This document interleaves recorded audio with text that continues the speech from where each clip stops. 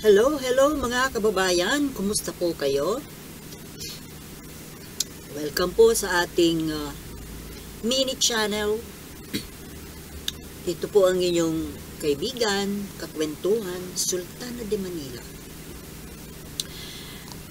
Gusto ko pong pag-usapan natin itong tungkol sa nag-viral na gentleman's agreement between Digong Duterte and Xi Jinping. Itong tungkol nga po dyan sa West Philippine Sea na sa ngayon po idinideny ni Duterte. Pero ang may sabi na mayroong ganito na si Harry Roque, sinasabi niya na meron kasi nandoon nga siya during that discussion, during the gentleman's agreement. Nandoon siya. So, para malaman natin ang totoo, siguro marapat lang po na magkaroon ng inquiry, ipatawag sa bakit Senado kaagad? Di ba dapat sa lower house muna? Kasi po, kapag Senado ang magpatawag niyan, walang mangyayari dyan. Alam na natin ang mangyayari dyan. Hindi ko lang alam kung pwede bang yung lower house ang magpatawag. Kasi doon po, kahit papano, may pag-asa doon. May pag-asa doon. Kasi dito sa Senado, alam na natin na wala lang yan. Wala yan. Dahil nga sa maraming alagang aso, itong si Duterte, dyan sa Senado. Ang hindi lang dyan alaga, dadalawa lang. Si Risa Hontiveros lang at saka si Coco Pimentel. Ano magagawa ng dalawa? Ang mangyayari po niyan, Kibuloy 2.0 na naman yan. Isa pa, magkaibigan yung dalawa. Iisa silang grupo. Kung si Kibuloy nga hindi umubra, kung kay Kibuloy nga hindi umubra yung pagpapatawag sa Senado, kumbaga may president na Ganon din yan siyempre, si Duterte. Kasi nga, sayabang ba naman yan? Sa taas ng pride, na feeling niya siya ang pinakamataas dito sa Pilipinas, kahit hindi na siya ang Pangulo. Feel niya, siya pa rin ang Pangulo. Diba, inuutos-utusan nga lang si PBBM Feeling niya, siya pa rin. At ang gusto niya, parang tuta na susunod-sunod itong si BBM sa kanya. Which is hindi naman mangyayari, di ba? Ngayon, tingnan nyo nga yung nangyari sa ikinaso ni Franz Castro. Umapir ba? Di ba hindi? Walang nangyari. So, asa pa tayo na maipapatawag yan? Lalo pa na ang head, ang chairperson ng committee na magpapatawag niyan ay si Amy Marcos. Alam naman natin kung sino si Amy Marcos kay Duterte o sino si Duterte sa buhay ni Amy. Ewan ko ba kung anong relasyon ng dalawang yan. Bakit ganun na lang? Bakit ganun na lang ang pagmamahal ni Amy Marcos diyan kay Duterte? Kung si Kibuloy nga, di ba? Kung si kay Kibuloy nga, todo tanggol siya. Ganun din kay Duterte. At hindi lang si Amy. Lahat dyan. Maliban kay Hontiveros at Pimentel. So wala pong kahihinatnan. Actually, kung sakasakaling matuloy ang inquiry na yan, may mga magagawang batas eh. Halimbawa, yung mga presidente, ex-presidents, or mga ex na matataas na opisyal, kahit wala na sa pwesto, na dito pa lang nadiskubre yung mga kalokohan, ay pwedeng balikan. Kumbaga retroactive. Kasi kagaya niyan, kailan ba naglabasan yung itong mga issue na ito tungkol dyan sa mga pinasok ni Duterte na mga illegal na kasunduan? Di ba ngayon lang? 2 years after nung bumaba siya sa pwesto. So, ibig ba sabihin kung walang batas, ganun na lang yon? Hindi na mapaparusahan? Hindi na mapapanagot? Kaya dapat lang po na matuloy ang inquiry na yan at makabuo ng batas. Kasi napakabigat po, napakaseryosong kasalanan po itong ginawang ito ni Duterte. Pagtatraidor sa bayan. Lalo pang mabigat ito dahil hindi siya basta opisyal lang. Siya ang pinaka. Tapos yan nga, siguro ko naman po, hindi pwedeng maging legal kung ano man ang pinapasok na mga kasunduan ng isang pangulo na siya lang mag-isa. Hindi ba dapat dadaan din yan sa Kongreso? Hindi pwedeng susuluhin lang niya ang pagdedesisyon. Kaya dapat mayroong batas. Mayroon naman siguro na eh. Hindi naman tanga yung konstitusyon natin. Hindi nga lang kasi sinunod. Di ba? O, kagaya nung halimbawa, ito matagal na tong issue eh, na ibinabato doon sa former President Marcos Sr., yung pag-declare niya ng martial law. Di ba? Bakit hanggang ngayon, pinagbibintangan pa rin itong mga dilawan, si Apo Lakay, na mag-isang i-declare yung martial law? Mag-isang nagpaka, na para bang siya lang ang responsible doon sa mga nangyari noong martial law. Bakit hindi nila, kayong mga kontrang-kontra sa Marcos, bakit hindi ninyo nakikita yung katotohanan na hindi naman talaga mag-isang dinesisyonan nung Marcos Sr.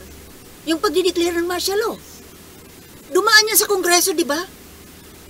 Bakit parang dinidemonize nyo masyado yung Marcos na hanggang ngayon tuloy, ipinamana nyo yung hatred ninyo dito sa anak? Alam ninyo yan, mga abogado kayo. Matagal na kayo dyan sa politika. Bakit hindi ninyo alam na hindi mag-isang ginawa o nagdesisyon yung Marcos Sr. as president doon sa pagdideclare ng martial law? Gusto lang ninyo kasing palabasin na masama yung Marcos. Di ba? Hanggang ngayon, ipinapamana nyo pa sa mga sunod-sunod na henerasyon yung hatred ninyo doon sa Marcos. Hanggang ngayon, pati yung anak, yung apo, ikinakabit ninyo doon sa pagiging diktador. Hindi diktador si Marcos. Bakit hindi ninyo yan matanggap? Ang naging diktador, si Duterte. Kasi nagawa niya yung lahat na kahit anong gusto niya, di ba? Tingnan mo yung nangyari kay Dilima. Yung nangyari dito sa mga pinagpapapatay. Yung mga kahit maliliit na atraso, pinapakulong. Di ba? Yung teacher na nag-joke lang, nag-post ng kontra sa Duterte. Di ba walang tanong-tanong, inaresto, kinulong. Tapos sasabihin ninyo na lahat ng kinilos ni Marcos Sr. ay legal. Dumaan sa proseso. Kayong mga dilawan, hindi ninyo makita yan. Gustong-gusto nyo lang na palabasing masama yung Marcos. Kaya hanggang ngayon tuloy, apektado pati yung yung mga diskarte nitong anak, Bongbong Marcos. Kagaya niyan, pinagdududahan ninyo na yung economic chacha ay gusto lang na magpahaba ng termino niya. O, di ba? Ipinapamana ninyo eh. Yung pagdidemonize ninyo doon sa ama, ipinamana ninyo dito sa anak. Kaya tuloy, dahil yan sa mga kakitiran ng utak ninyo, kayong mga diliwan kayo. Nabubisit ako, minsan may yung mga vlogger ditong dilawan eh. Nabubisit ako pag binabanggit na nila yung diktador, marsyalo, mamamatay tao, magnanakaw. Hello? Sino kaya ang magnanakaw? Yung nilusob yung Malacanang, pinagkukuha yung mga naiwan doon, nung mga Marcos, nung umalis sila. Yun ang hindi ninyo nakikita. Ngayon, ito nga pong kay Duterte, parang walang kapag-apag-asa na mag-flourish ito. Unang-una, ang gagawa nga po, magpapatawag ng inquiry ay si Amy Marcos, na alam natin na hindi niya gagawin dahil love na love niya si Duterte. Paano niya ipapahamak yun? Isasalang niya sa hot seat. Tapos, yung mga ibang senador na mga tuta din ni Duterte, hindi naman sasang-ayon ng mga yun. So, walang mangyayari dyan. Ang mabuti pa, antayin na lang natin na matapos ang eleksyon next year. Yan kung mapapalitan, mawawala yung mga tuta dyan ni Duterte. Kaso, mukhang may mga bagong tuta nga napapasok eh. Tingnan mo, si Willie Rebillame, si Philip Salvador. O, panibagong mga tuta. May mawawala na tuta kasi gagraduate na. Mayroon namang ipapalit. Sana lang po, wag naman nang madagdagan pa yung mga tuta ni Duterte. Kasi sila po ang nagpapahamak sa bansa natin eh. Tingnan mo, yun na lang sa issue ng West Philippine Sea, na sila ay mga pro-China. Di ba sila pa ang nagtatanggol sa China? Walang pakialam sa Pilipino. Ang inaalala nila, yung ikabubuti ng China. Kaya sana wag na nating bibigyan pa ng pagkakataon yan. Dito na lang sa economic chacha.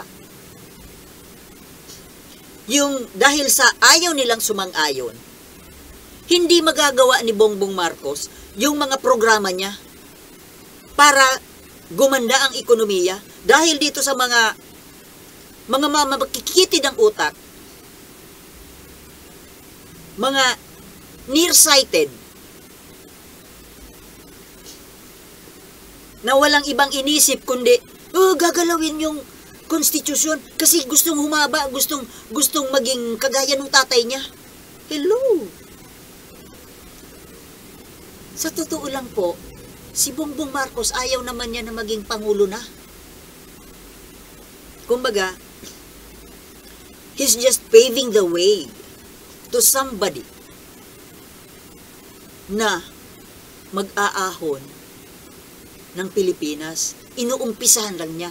Kumbaga kagaya nung kay Jesus Christ, di ba nauna si John the Baptist. Para buksan yung daanan ni Kristo. Ya ganun din siya. Hindi naman yan kasi nga, di ba, alam ninyo na si Bongbong Marcos, ang gusto niyan kamo, sabi nung mga detractors niya, na ang gusto nito mag-party-party, biyahe-biyahe. O di kung magiging pangulo pa siya sa